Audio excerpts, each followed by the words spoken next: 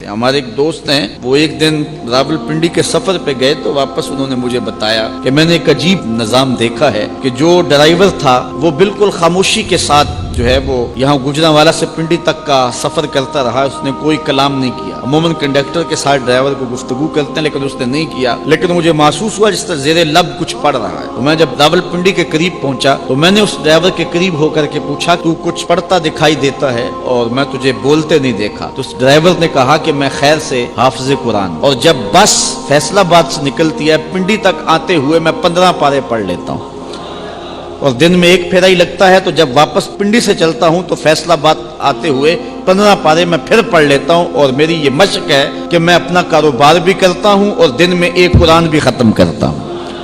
اب کاروبار بھی نہیں رکا اور سرمایہ بھی مل گیا، اور اتنا بڑا سرمایہ، اتنی بڑی سعادت کہ ہر حرف کے بدلے 10 نیکیاں، اور وہ روزانہ ایک قرآن مجید کی تلاوت کر رہا ہے۔ تو انسان اگر چاہے تو اپنے وقت کو اس انداز سے لگا دے اور صرف کرے، اور یقین جانے کہ اس کی زندگی پہ رشک آتا ہے کہ یہ بڑے بڑے علماء کو نصیب نہیں ہے، جو اس کو نصیب ہو گیا اس نے وقت کی قدر سیکھ لی۔ تو جن لوگوں نے وقت کو کام پہ لگا دیا تو ان کا وقت جو ہے وہ انہیں ضرور فائدہ دیتا ہے، اور اس کے بدلے کے اندر وہ بہت کچھ کما لیتے ہیں، کئی گنا سرمایہ جو ہے وہ اکٹھا آخرت کا کر رہے ہیں اس وقت کے بدلے۔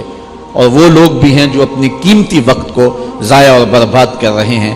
زندگی انتہائی مختصر دورانیہ ہے، اور ہمیں اس کی ایک ایک سانس کے بدلے کوئی اچھائی ساتھ جوڑ دینی چاہیے۔ ہم اپنا بہت سارا وقت ضائع کر دیتے ہیں۔ بعض اوقات ہم دین کی بات کریں تو کہتے ہیں جی وقت ہی نہیں ہے۔ آج کل قرآن مجید کی تلاوت کا اگر مزاج ہم دیکھنا چاہیں تو کسی زمانے میں لوگوں کے پاس حالات ایسے تھے کہ ہر نماز کے بعد مسجد میں لوگ قرآن مجید کھول کے بیٹھ جایا کرتے تھے۔ حضرت امام اعظم امام ابو حنیفہ علیہ رحمہ، آپ ماہ سیام میں 63 قرآن مجید ختم کیا کرتے تھے۔ 30 دن میں 63 قرآن مجید، ایک دن کو قرآن مجید پڑھتے، ایک رات کو پڑھتے۔ مہینے میں 3 قرآن مجید تراویح میں ختم کرتے۔ تو اس طرح ایک مہینے میں 63 مرتبہ قرآن مجید کی تلاوت کیا کرتے تھے۔ آج ہم دیکھیں کہ ہمارا ایک قرآن مجید بھی ختم نہیں ہو رہا ہے، تو پھر اس کا مطلب یہ ہے کہ ہم اپنا وقت ضائع کر رہے ہیں۔ اور آج مساجد بھی قرآن مجید کی تلاوت سے خالی ہوتی چلی جا رہی ہیں۔ ہر بندہ کہتا ہے جی بس کیا کریں، وقت ہی تو نہیں ہے۔ اچھا، اخبار پڑھنے کے لیے وقت موجود ہے، مختلف چینل دیکھنے کے لیے وقت موجود ہے، شادی بیاہ کی تقریبات پر جانے کے لیے ہمارے پاس وقت ہے،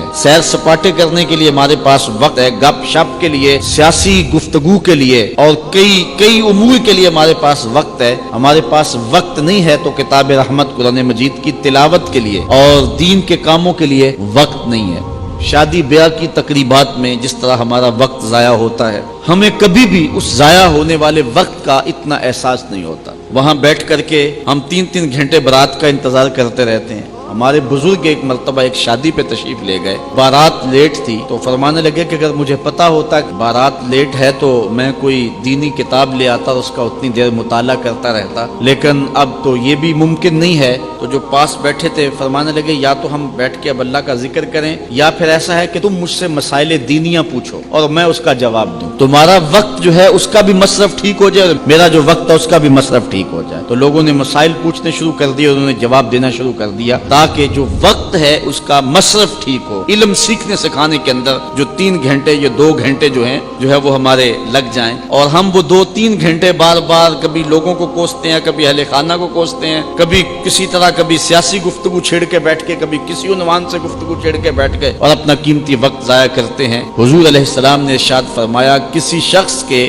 اسلام کا حسن یہ ہے کہ وہ ہر بے مقصد کام کو چھوڑ دے۔